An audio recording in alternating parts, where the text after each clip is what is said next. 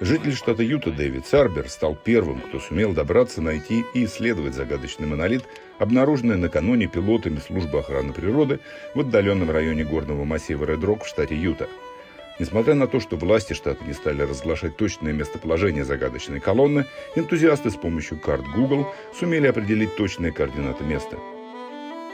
Загрузив координаты в GPS-навигатор и объявив о предстоящей миссии в социальных сетях, Дэвид отправился в 7-часовое ночное путешествие к монолиту на автомобиле.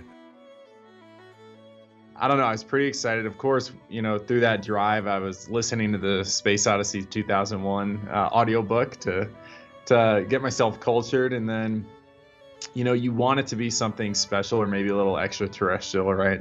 And so, yeah, it was pretty exciting on the way down. And I was hoping to expect something that or just, some form of beautiful, natural artwork, right? Последний участок пути Дэвиду пришлось преодолеть по бездорожью, постоянно рискуя скатиться в обрыв. So it was a pretty bumpy ride. And I'm awake for almost 30 hours at this point because, I was up the day before and I just drove through the night. So I didn't sleep at all. I had, a few energy drinks. And I parked my car. It's 5 a.m.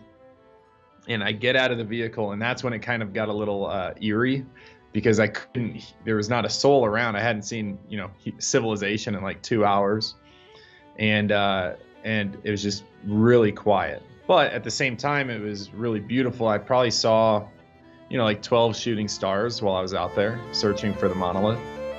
Но даже когда координаты GPS указывали, что колонна находится поблизости, обнаружить ее местоположение было сложно.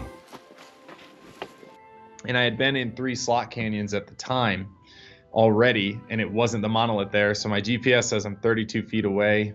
I'm coming around the corner, and I'm like, okay, this is either going to be 7 hours for a stack of rocks, or this is the monolith. And it was a pretty amazing sight. I came around the corner, hearts racing.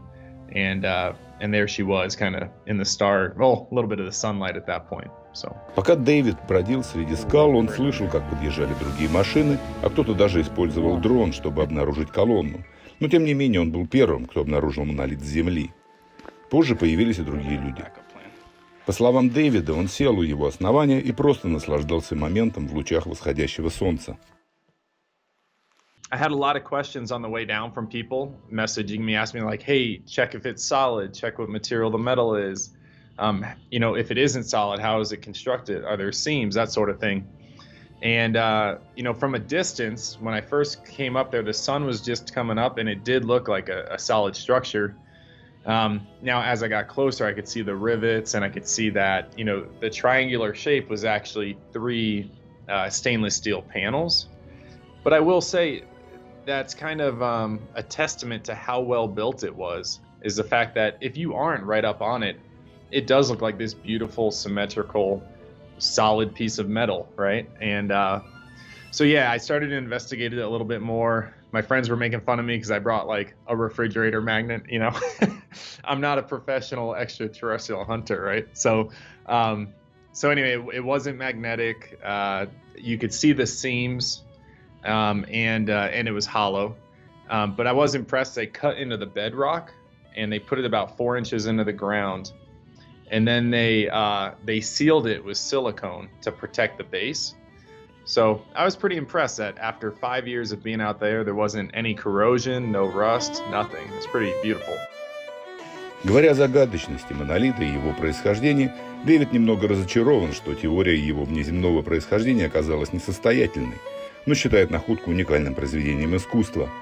Он убежден, что колонна была установлена людьми, хорошо знакомыми с труднодоступной местностью, где часто теряются туристы, и установлена даже с учетом юридических последствий на общественных землях, а не на территории, расположенного рядом национального парка, что считалось бы преступлением. И хотя монолит пропал вскоре после обнаружения, его исчезновение Дэвид не считает таким же загадочным, как и его появление. The monolith is gone now. If it was still there, I was warning people not to be complacent because even though it's very close to the road, when you get down in those canyons and there's these big 40, 50-foot red rock walls around you, all of those slot canyons look the same, and you can't use terrain features to figure out where you're at. Монолит был обнаружен 18 ноября в горном массиве Ред-Рок в штате Юта, а спустя несколько дней демонтирован неизвестными. Он простоял в горах около 5 лет, как удалось выяснить энтузиастам с помощью карт Google и Earth. Дэвид, как и некоторые другие, кто успел найти и увидеть монолит, вероятно, также вдохновлялись загадочностью и, возможно, подозрениями о внеземном происхождении находки. Подобные монолиты упоминаются в романе Артура Кларка «Космическая Одиссея» 2001 года и в фильме Стэнли Кубрика, снятого по мотивам романа. По сегодняшний день пользователи интернета продолжают будоражить историю с загадочным монолитом из штата Юта. Его копии с тех пор появлялись, а некоторые тоже пропадали в Калифорнии, Техасе, Пенсильвании, Северной Каролине, Румынии, Великобритании и Финляндии. Появлялись художники, которые утверждали, что они являются авторами монолита, или энтузиасты, которые заявляли, что именно они демонтировали монолиты по разным причинам. Кто-то даже предлагал продать готовые монолиты за несколько тысяч долларов. Но по мнению Дэвида Сарбера, чем бы ни оказались монолиты, это событие и дальнейшее развитие этой истории оказалось прекрасной отдушиной для людей в конце трудного 2020 года в мире, охваченном пандемией. I think it was a great distraction. I don't even want to use distraction, but it was something else to, like fulfill people's time with. And honestly, we live in a pretty divisive world at times. And this was something unique that everyone could kind of rally behind, join together, and at least have some really good debate on, is it extraterrestrial? Is it human made? Who took it? Was it the artist? Did it disappear and reappear? Was it the government?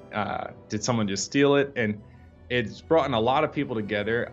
I communicated with people from every single continent on the planet within the last 5 days, right? And it's bringing a lot of people together to have some fun conversation as opposed to maybe focusing on a pandemic. So 2020, as terrible as it has been with the pandemic, I think it might have been a good opportunity for a lot of people to gain perspective on what's truly important in life and what really matters. And the way I kind of relate that to what just happened with the monolith is like, I got a message from somebody who said, my mother has dementia and I can't travel, I can't leave her, but I was able to live this journey through you, and I truly appreciate that, right? And it's like truly meaningful, and it shows that we can do small things in life and have a huge impact on people. And so that's kind of my perspective on it. It's something positive here in 2020, which is good.